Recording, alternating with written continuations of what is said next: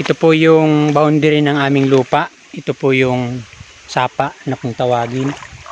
Ngayon po ay nababarahan daw po ito ng pili. Ay, nababarahan daw po yung tubig nito pagka nalakas yung ulan. Pag nabaha, nababarahan gawa ng yung pili po dito na napakatanda na. Nasa 50 years na daw po itong piling ito. Sabi nung anak nung binilihan namin, nung may-ari ng lupang ito.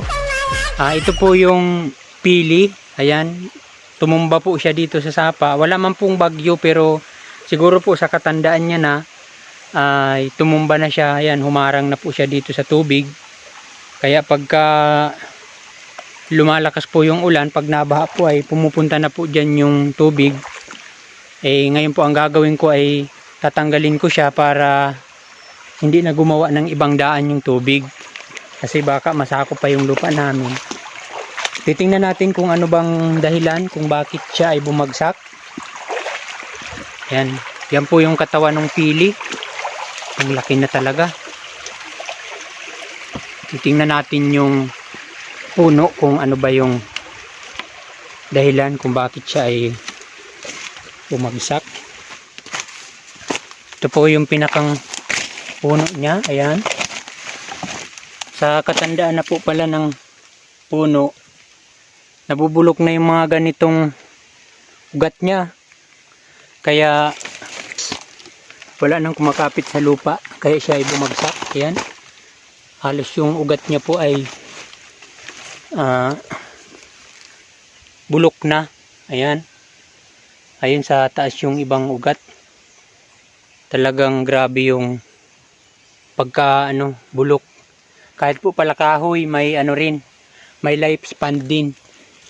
Yun, hanggang basta mahigit 50 years na daw po itong piling ito. Mataas pa po yan sa akin. Ang height ko po ay 5'11". Subukan nga natin kung talagang mas mataas siya sa akin. Ganyan po siya kataas. Hindi ko pa po abot yung pinakadulo niya. Ayan. Mataas talagang masyado. Talagang nagbulok na rin siya. Ang kahoy din pala ay may lifespan din. Tingnan natin yung sanga. Kaso hindi ito kayang tanggalin ng itak, yung mga nakaharang na sanga ng pili dyan sa tubig. Kasi malaki na. Ayan, nagburulok din yung sanga niya. Sa sobrang tanda niya na talaga. Ito. Tumawid pa siya sa sa sapa. Ayan, di na po ako mapunta doon at baka ako ay malaglag dyan. Tumawid po siya sa sapa. Nakakaharang siya dito sa tubig. Sabi ng tao dito ay tanggalin daw kasi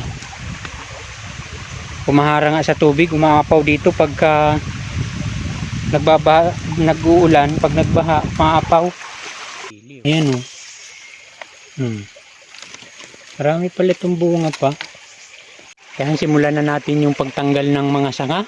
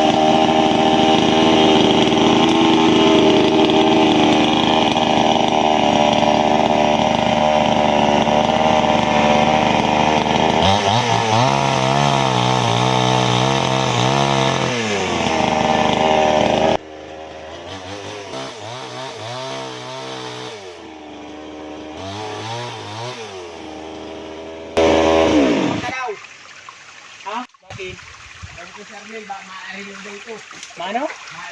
Ay, hindi po natapos kasi may dumating na yung taong kakausapin ko. Pero may daanan ng tubig yung may dadaanan na yung tubig kasi naalis ko na yung dito sa ilalim na sanga. Ito naman kasi ang laki, hindi naman naabutin ito ng tubig. Tsaka ang laki naman ito. Yan, may daanan ng tubig. Dumating na kasi yung taong kakausapin ko kaya pinapatawag na ako. Yan, okay na yan. Pag naglakas yung tubig, iaanid na yan.